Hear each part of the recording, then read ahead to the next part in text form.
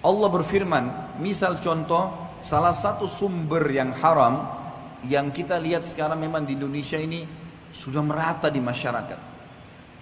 Dan kita seakan-akan subhanallah sudah kena dengan hadis baginda Nabi SAW, akan tiba satu zaman nanti di mana tidak ada satupun umatku yang bisa luput dari riba.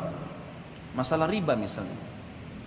Bukankah sekarang teman-teman sekalian sampai pada tingkat apapun dicicil dan berbunga? Bukankah orang kalau mau beli baju, orang kalau mau beli elektronik, orang kalau mau beli kendaraan, orang kalau mau beli rumah, semuanya dihubungkan dengan masalah riba. Dan ini berbahaya sekali. Riba ini bukan hanya sekedar sesuatu dosa yang seperti zina yang dasarnya besar misalnya. Tapi apa kata Nabi SAW dalam hadis yang sahih riwayat Imam Ahmad? 1 dirham riba lebih berat daripada 36 kali berzina. Bayangkan kalau kita berzina, naudzubillah, sekali, sudah berat hukumannya. Sudah cukup Allah datangkan penyakit kelamin untuk dia sebenarnya. Sudah cukup Allah akan coba dengan bangkrutnya usahanya, ribut dengan istrinya dan suaminya, anaknya jadi sakit dan beragam macam cobaan akan datang. Bagaimana kalau seandainya 36 kali berzina?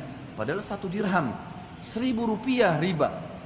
Baik teman-teman sekarang masih pakai kartu kredit sekarang, memaksakan diri untuk pakai. Apa itu? Dipaksakan untuk menyicil sesuatu. 0% kok Ustaz? Baik 0%. Taib, kalau seandainya Anda terlambat 1 hari saja, bukankah kena bunga 50 rupiah, 50 ribu rupiah? 50 ribu bisa saya jangkau, gaji saya 3 juta, benar. Tapi 50 ribu rupiah, kalau kita hubungkan dengan hadis tadi, lebih berat daripada 36 kali berzina. Untuk apa? Kenapa harus paksakan diri melampaui kapasitas? Kenapa kalau tetap pakai kendaraan yang lama dulu sampai dikumpulkan dana, supaya kita bisa membeli yang cash? Kenapa kita tidak sabar teman-teman sekalian? Toh perangkat di tubuh kita masih aman. Matanya masih sehat, telinganya masih sehat, kulitnya masih bagus, kakinya masih bagus. Kenapa harus paksakan diri? Sementara memang riba, sebagaimana tadi qari kita membaca ayat Al-Quran yang luar biasa. Allah mengatakan, ya ayyuhalladzina amanu la ta'kulur riba adha'afan mudha'afah. Hai orang-orang yang beriman, jangan kalian makan riba bertumpuk-tumpuk, berulang-ulang. Apa makna kalimat ini? Kata sebagian ulama tafsir, yang dimaksud adalah riba itu akan selalu mengikat seseorang, tidak bisa lepas. Makanya setiap cicilannya berjalan berapa bulan ditawarkan lagi yang lain, digoda lagi sama syaitan dengan yang lain. Minimal harus ada yang nyantol. Dan 1 dirham riba lebih berat daripada berzina. 36 kali berzina. Allah berfirman dan mengingatkan kepada kita, menjelaskan tentang solusinya. Lalu apa yang saya harus lakukan Ustaz? Jawabannya Allah yang berfirman dan kekal sampai hari kiamat ditelawakan. Surah Al-Baqarah 276. Dan bagi teman-teman yang masih terikat dengan riba, baca Al-Baqarah 2 ayat ini, 275 sama 276. Tapi saksi bahasan di sini 276-nya. Kata Allah Subhanahu wa taala, a'udzubillahi minasyaitonir rajim, yamhaqullahu riba wa yurbis shadaqat. Allah pasti memusnahkan riba dan menyuburkan sedekah. Apa maksudnya memusnahkan riba?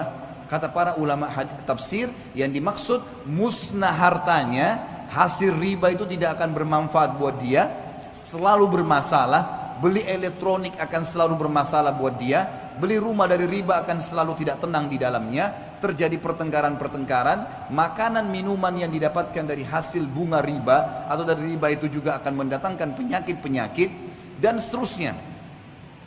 Memusnahkan harta itu dan memusnahkan bagi pemakannya. Sesuai dengan hadis Nabi SAW, Allah melaknat pelaku riba, penulisnya, saksinya, semua kena. Maka harus hati-hati. Dan Allah menyuburkan sedekah. Bagaimana mempertemukan teman-teman sekalian antara riba dengan sedekah? Bagaimana kita mempertemukan antara riba yang orang transaksi jual beli bertambah berbunga dengan sedekah? Sedekah seakan-akan kita tidak dapat apa-apa. Para ulama tafsir mengatakan yang dimaksud adalah kalau seseorang mau diluaskan rezekinya dan dia tidak akan perlu bergantung pada riba dan hutang, maka dia harus rajin bersedekah. Makin besar dia keluarkan sedekah, maka minimal balasannya 10 kali lipat. Sebagaimana Allah berfirman dalam Al-Quran. Dan kita sebagai orang beriman yakin dengan firman Allah. A'udzu billahi minasyaitonir rajim. Wa may ya'mal minas solihati. Maaf, ayatnya adalah Man ja'a bil hasanati falahu asyru adhafiha. Al-ayat. Siapa yang melakukan satu kebaikan termasuk sedekah di dalamnya, maka Allah akan datangkan 10 kali lipat. Sebenarnya kita kalau sedekah 5.000 rupiah, 50.000 rupiah, 100.000 rupiah, 1 juta rupiah, atau makin besar maka makin bagus. Pada saat itu sudah ada jaminan dari Allah, kita akan dapat secara investasi dengan Sang Pencipta Allah 10 kali lipatnya. 50.000 akan 500.000, 5 juta akan 50 juta. Ini janji, nggak mungkin salah. Allah nggak mungkin salah. Innallaha la yukhliful mi'ad. Allah nggak akan pungkiri janjinya. Wa man asdaqu minallahi qila. Dan siapa yang lebih jujur daripada Allah dalam perkataan? Nggak ada yang salah. Bahkan ada hadis Bukhari, hadis qudsi, Allah berfirman, Nabi SAW mengatakan, Allah berfirman, seluruh amal ibadah anak Adam ditentukan kadar pahalanya 10 sampai 700 kali lipat. Orang yang rajin sedekah mustahil miskin dan mustahil akan membuka pintu utang, otomatis akan selamat dari riba. Karena masalahnya orang kalau riba pasti berhubungan dengan hutang. Dan ini akan berbahaya, memusnahkan hartanya, memusnahkan dirinya. Coba sekarang balik teman-teman sekalian. Saya cuma punya uang 10.000, saya juga mau makan. Berbagilah dengan orang-orang miskin di pinggir jalan sana, walaupun cuma sepertiganya. Di dalam sebuah hadis Bukhari disebutkan, ada 2 orang dari Bani Israel dulu.